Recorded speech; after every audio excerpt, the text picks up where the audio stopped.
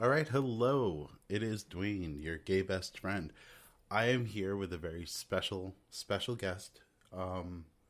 And, well, he actually does need an introduction because I've talked about him a lot. However, you've never heard him or seen him. So, here with me is my son, Devin. Say hi. Hey. So, here's the deal. This is what we're going to do. We are sitting in my makeshift studio. We are sipping our Red Bulls, Peach Edition. If you haven't had them yet, they are so good. All right, we have washed our hands. We are now sanitizing. Sanitize. Rub your hands together. All right. We are taking all the precautions necessary in this crazy time we have going on.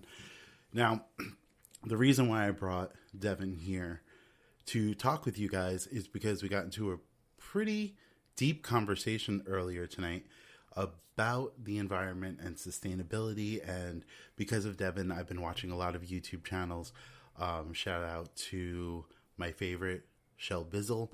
I'll leave her link in the description box underneath. She's a lot of fun. She knows how to balance between sustainable living and zero waste living and living with somebody who does not believe in that. And I kind of am in that situation myself. Now, with everything going on around with the virus now, there have been a lot of changes where, yes, in my household, we try to be sustainable to a degree. I'm not going to lie, we do recycle. We do have reusable bags. I try to take my reusable Starbucks cup into Starbucks when possible. I even, for Christmas, got Devin and myself a little to-go package that has utensils in it, including chopsticks, because we're both fans of sushi. And you can so you have your basics, your fork, your knife, your spoon, and so you don't have to use the plasticware and ruin the environment that way. Well, with everything going on in the world, things have shifted a lot, where if you were to go into Starbucks now with your reusable cup, they won't allow you to use that. You have to use the plastic cups. Now, the plastic cups, or the paper cups rather, that they have are not recyclable. I don't know how many people actually know that, but they aren't. Did you know that? Well, no, not until you told me. So the idea with the paper cups, the reason why they're not recyclable, because if it was truly just paper, the hot coffee the hot coffee would basically seep through paper. So there's a plastic wax lining inside the cup.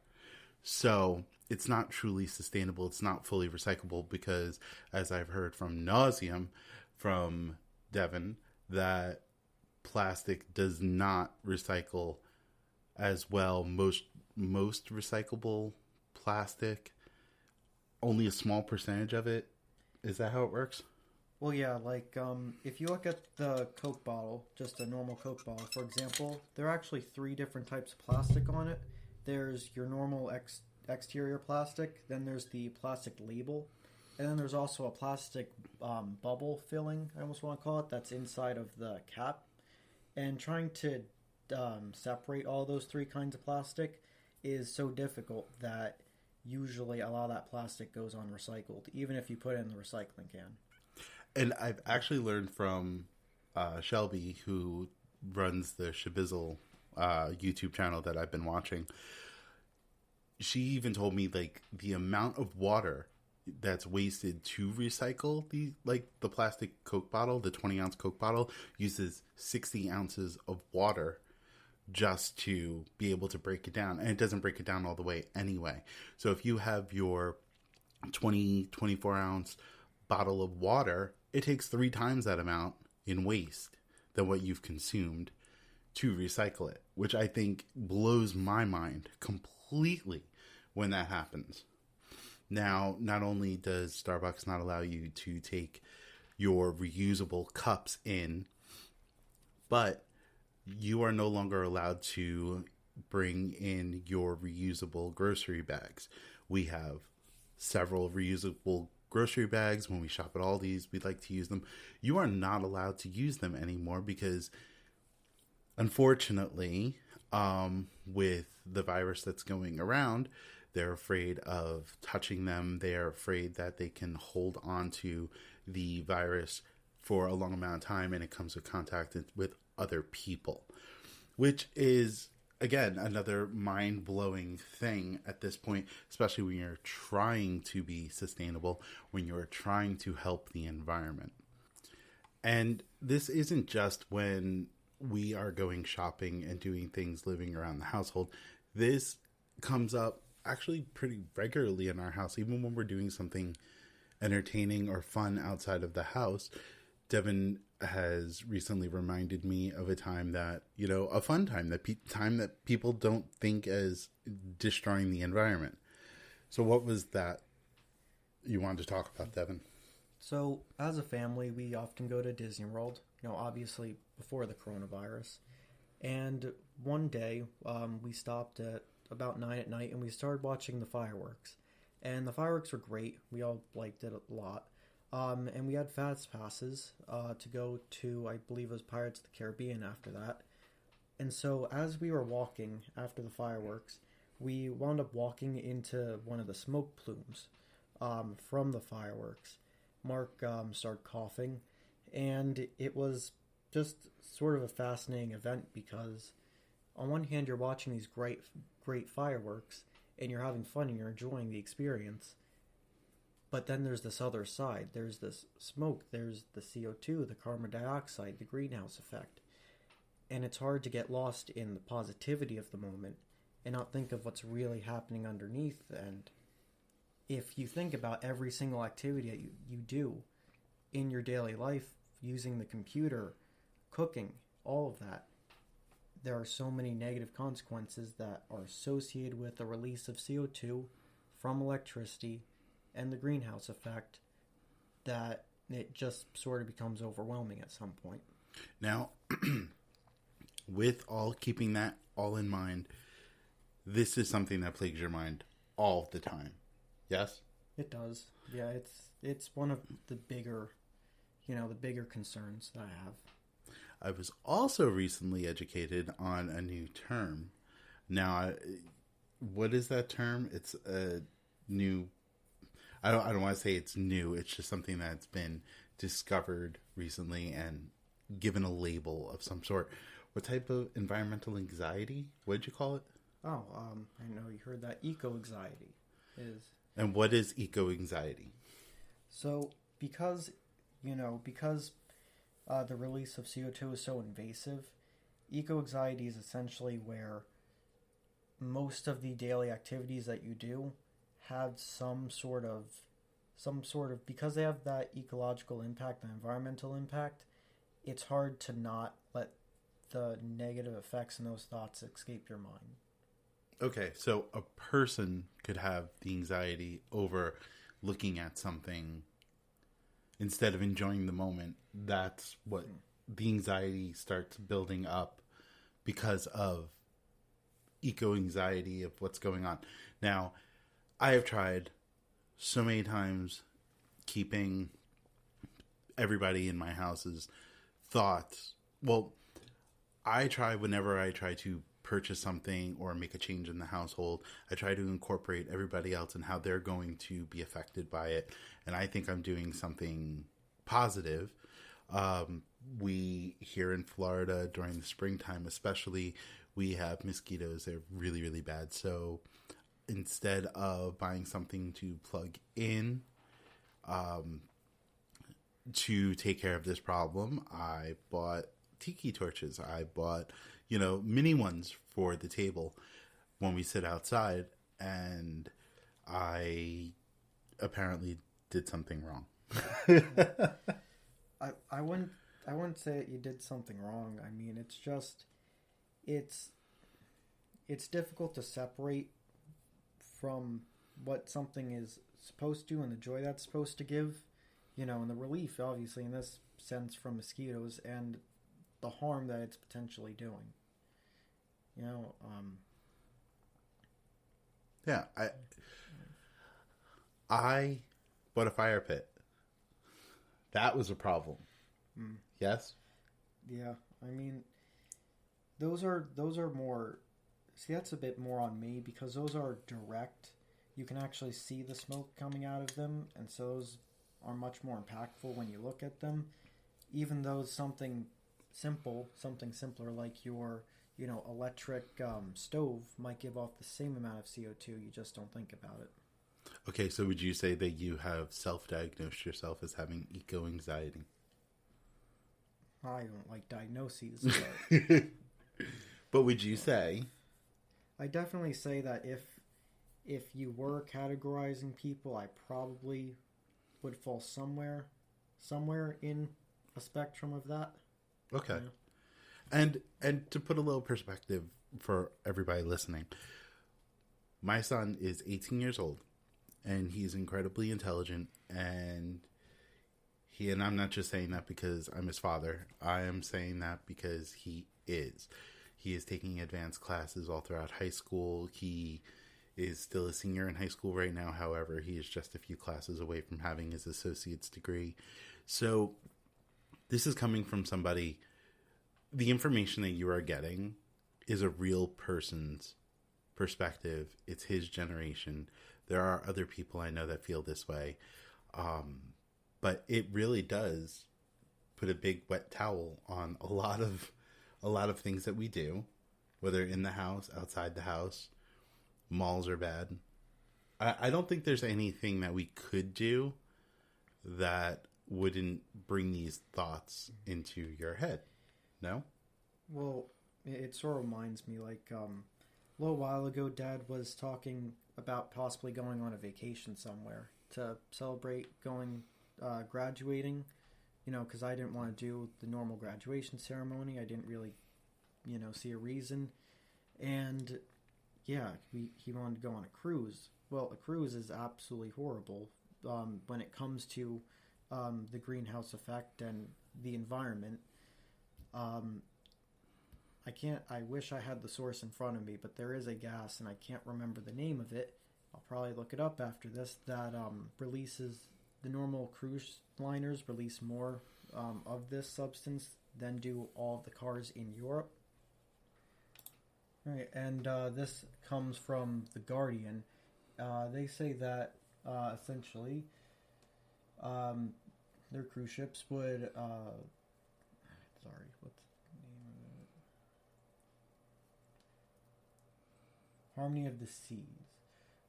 They say that this cruise ship by Harmony of the Seas would burn at least 150 tons of fuel per day, emit more sulfur than several million cars, more nitrogen dioxide gas than all the traffic passing through a medium-sized town, and more particulate emissions than thousands of London buses.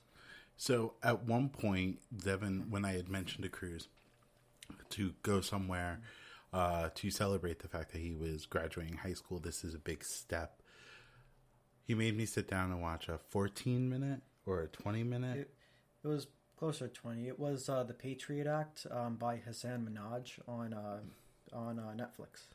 Yeah, so I got to watch that, and how the fact that I was just on 2 cruises in the last 6 months, that made me feel real good about myself. But in all honesty, this is live, raw, I don't know. What are we doing to make our lives a little better every day? It's really sad to think that just sitting across from Devin during dinner some nights, he's got this look on his face because he's worried about things like the lights on in the other room. Or we're sitting outside as a family, the 4 of us, and he's worried about the fact that we have a small tiki torch lit on our table, on our patio, so we don't get bitten by mosquitoes, because that's not fun. So what do you suggest that people do to make small changes in today's society with everything going on, how we're our hands are pretty much tied behind our back at this point when it comes to reusable cups and purchasing bottles of water, using reusable resources like grocery bags. What would help you feel better moving forward that people can do now? Well, definitely part of it is using, and we're all sort of already doing it already, but driving less. That would be a huge part of it, which I guess is already happening. But yeah. So you're saying that there is a positive? There definitely is a positive. I've seen some articles about nature coming back into society. The environment sort of taking over in a sense. I've seen that too. There were things like rivers in Europe are clear. Yeah. Maybe in Italy, like the canals somewhere in France. Oh, what was that? There was something about, there were areas that you couldn't see the bottom of the water because they were so polluted. I think it was the canals. There were canals over in Europe somewhere where in Venice that you can actually see through the water now. And there were other areas too. Yeah. Where there have been articles how Earth is fighting back and saying, screw you. While everybody's stuck at home. I've seen several memes that referenced things like that, where it's like Earth said, you're all punished, now stay in your room. Look what you've done to me. And the Earth is kind of healing itself. Do you believe in natural selection? Yeah. Definitely natural selection. Yeah. So what do you say to all the people that as we go to the grocery store, we're trying to cut back to what the CDC has recommended once every week. We're trying to push that out a little further because we do have a stockpile of food for my house for about 2 weeks, I would say. So we're trying to push out going in our cars, leaving to go to grocery stores. But I've heard, and this is from my friends in New Jersey, I haven't seen it down here, but I have heard of people taking off their masks and gloves after grocery shopping and just throwing them on the ground. Like, that boggles my mind to think that people would be so ignorant and not think about their fellow man that has to pick that up. First off, it's just nasty. Why are you throwing trash on the ground? Second off, you're putting other people at risk because someone's got to pick it up and throw it out. So I hope you feel good about yourselves, people who are doing this. That's just ridiculous. What would you say, Devin, about what is your message to people that are going out into the public doing these things? Or, what you've noticed, because you have been out in public with me since this whole thing has started. Have you seen things or? I've been out briefly. I went to Walmart once. Honestly, I heard someone coughing, and that was it for me. But yeah, I don't want to say that people aren't taking the necessary precautions, because some of them are. However, there's definitely not a sense of community responsibility, which there should be. If it's all about herd immunity at this point. There are people that are more at risk than others, and that's 65 and older. 65 and older, or people with immune deficiencies. And if you are otherwise healthy, you're going to wind up giving this to someone who will not be able to handle as well as you if you do go out. So don't throw your masks on the floor. Don't throw your articles on the floor and force the possibly immune deficient or 65 and older worker to pick that sort of thing up, and stay at home. That's really all you can do. Be a team player. I think that is so important. And even though I have found it somewhat difficult to go from the routine of leaving my house every single day to go to work, going to Dunkin' Donuts or Starbucks every day, or, living day-to-day life, if I have a day off from work, I would walk the mall, do some kind of shopping.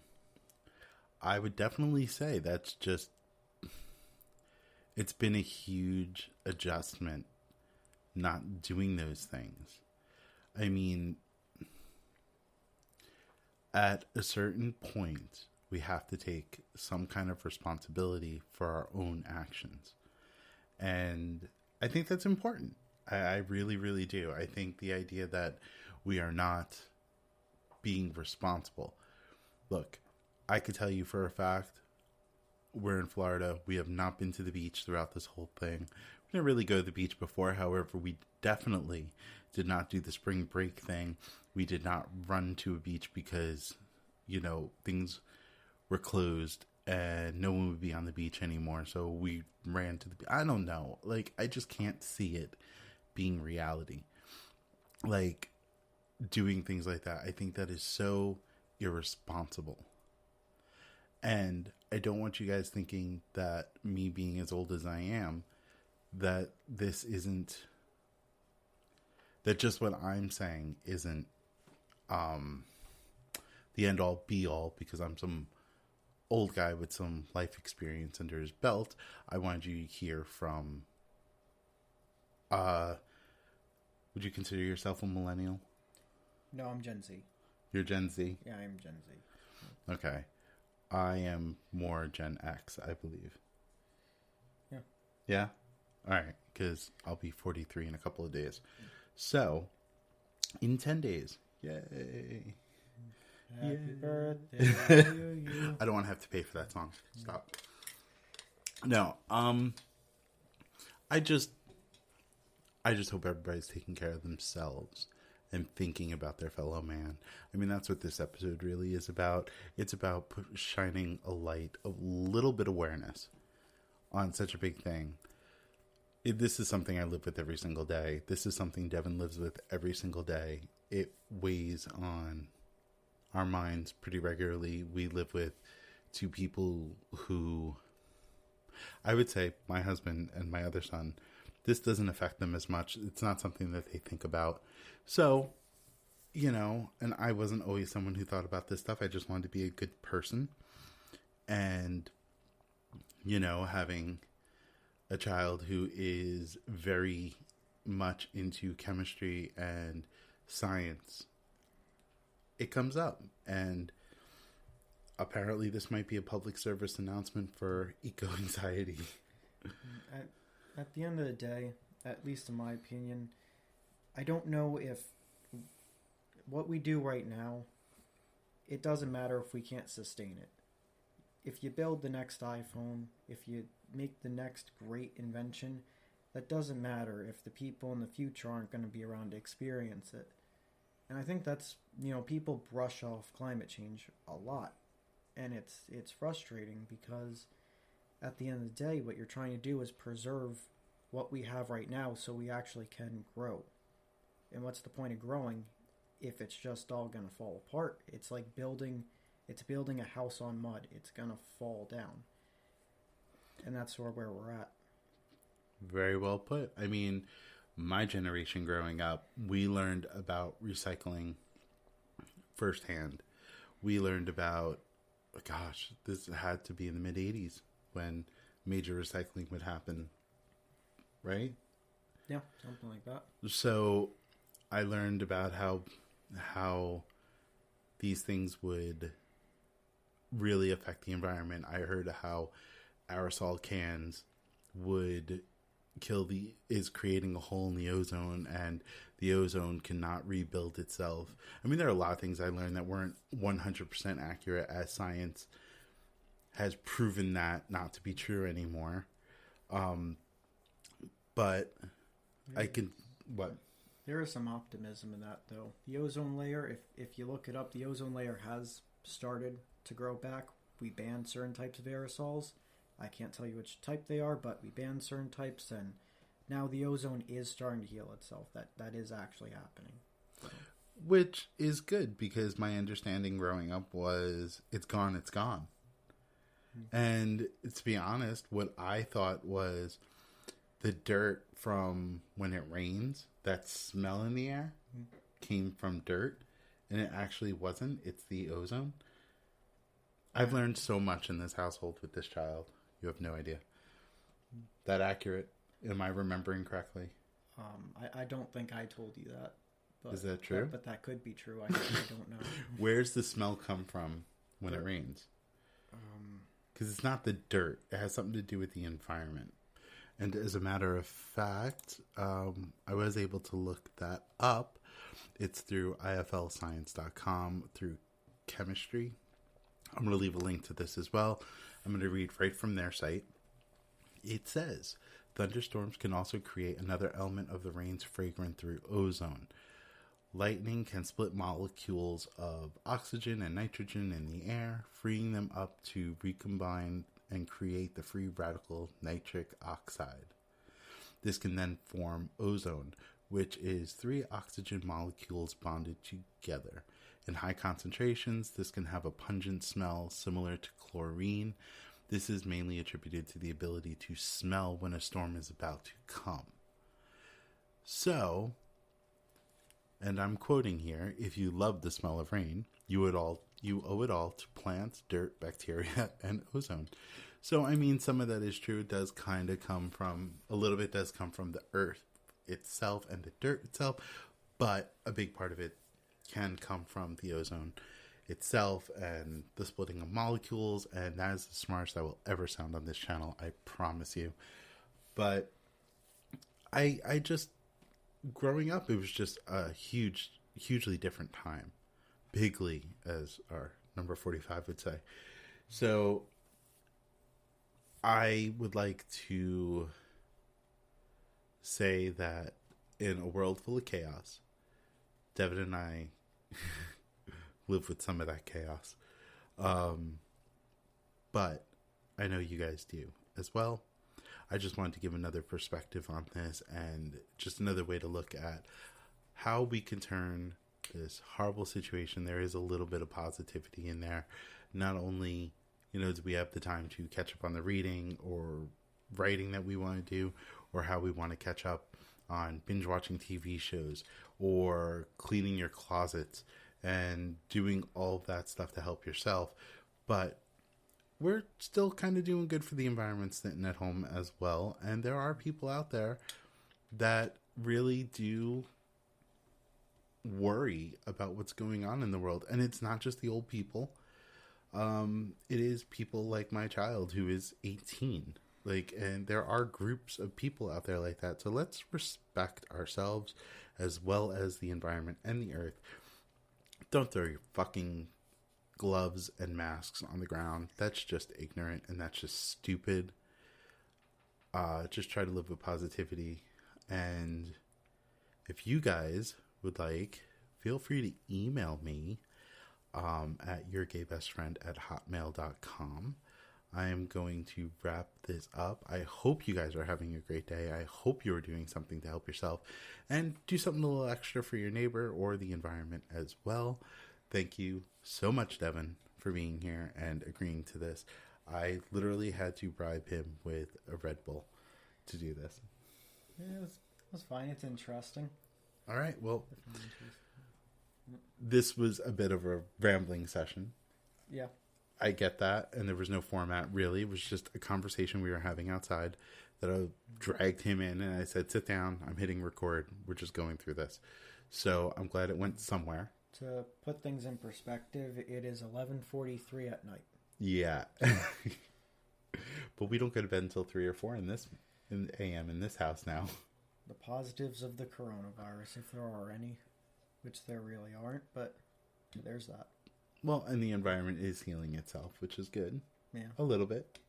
So, all right, guys. Have a great night. I hope everybody's doing well. I look forward to your emails on this topic, and I will talk to you guys soon. Bye.